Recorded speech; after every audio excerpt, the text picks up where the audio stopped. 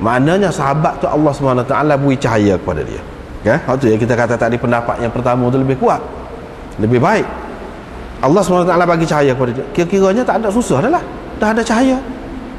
Lepas setelah ada cahaya tu dia tak dapat kau ni. Dapat juga.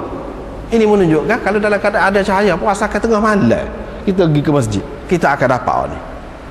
Kita akan dapat ni. Buktinya sahabat tu. Sahabat tu Allah SWT beri cerah. Beri cerah jadi makna malam tu dia tak boleh ke pahala, kerana malam tu dapat cahaya sempurna. Dah. Bahkan Nabi SAW kata ni pun secara khususnya hak lebih dekatnya dengan dia lah. Dia lah akan dapat lagu tu. Mana ini menunjukkan tidak menghalal lah kalau dalam dunia ni cerah. Dia akan dapat juga cerah di akhirat nanti. Ini latar belakang hadis ni menyokong pendapat yang pertama tadi. Sebab itulah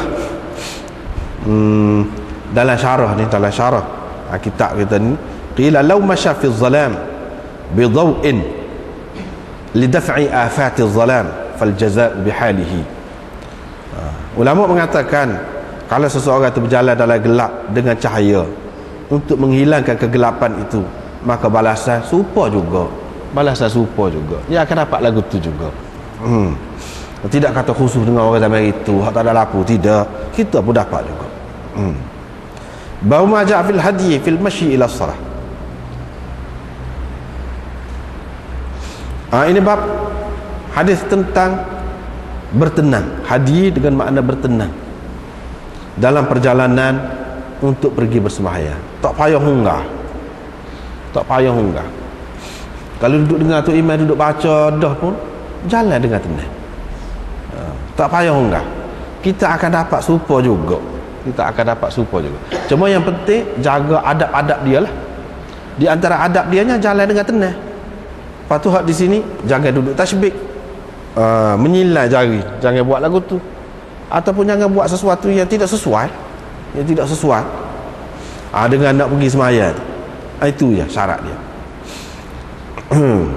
Cuma hak syarat sini hak menyilai jari ni, hak ni ulama berbeza pendapat lah tentangnya. Ulama berbeza pendapat. Kalau mengikut Ka'ab bin Ujrah, dia kata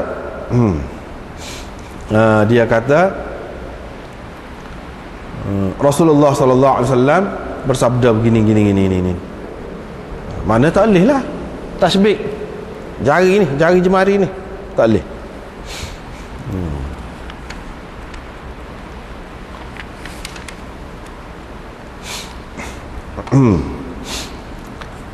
Tetapi hadis ini mengikut setengah ulamanya, dia kata tidak sahih ni. Mengikut setengah ulama lah, bukan semua.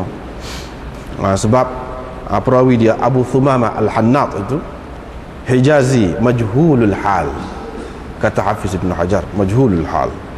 Tetapi Ibn Hibban kata dia ni termasuk dalam thiqat. Bahkan dia sebut hadis dia ni dalam kitab dia. Daraqutni kata la yu'raf yutrak, mana tidak diketahui keadaan dia dan ditinggalkan hadis dia, mana tak boleh pakai. Tirmizi juga ada meriwayatkan hadis ini, tapi dia tak sebut nama. Dia hanya kata an rajulin, daripada seorang lelaki. Seorang lelaki itu maksud dia Abu Thumamah Al-Hannat inilah. Jadi hadis ini tidak disepakati oleh ulama tentang kesahihannya, ataupun nak kata hasannya. Kalau rendah sikit tidak sepakati. Bahkan sampai ada yang mengatakan hadis ini dhaif lah. Sebab apa? Perawi dia tu majhul. Mana salah seorang perawi dia tu iaitu Abu Thumamah Al-Hannat itu tidak diketahui latar belakang dia oleh ulama hadis. Setengah-setengah. Tapi Ibn Hibban kata tak apa. Baik, kalau kita terima tak apalah, kita boleh pakailah dia ni, riwayat dia kita terima. Apa makna Nabi SAW larang ni tasbih gini? Itulah yang jadi masalahnya. Itu jadi masalah. Tetapi bagi ulama yang perhati dari segi makna dan dari segi biasalah hadis ni, tidak semestinya hak sebut dalam hadis ni maknanya larang ni bermakna haram kita buat, dosa nah kalau kita buat. Ada kalanya dengan makna makruh, dengan makna makruh, kurang molek, dengan makna kurang molek, kurang sesuai, tidak sesuai dengan adab orang nak pergi sembahyang. Gitu saja.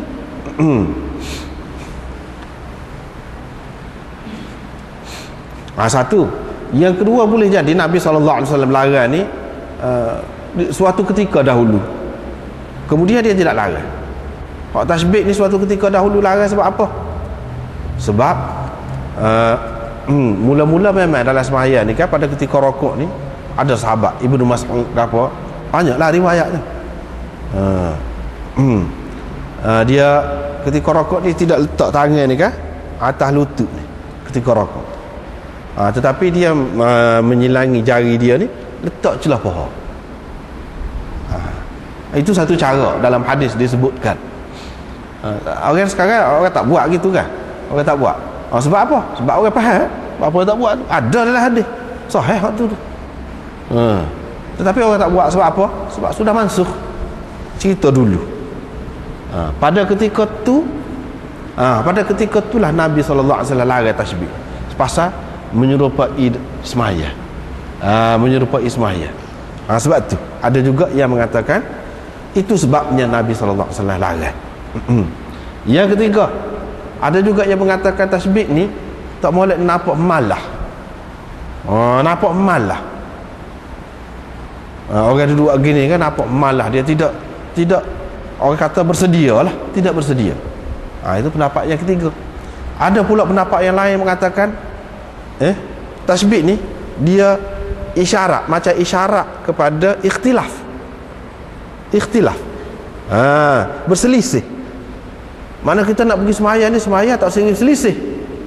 La takhtalifu fatakhtalifa qulubukum, Nabi SAW kata.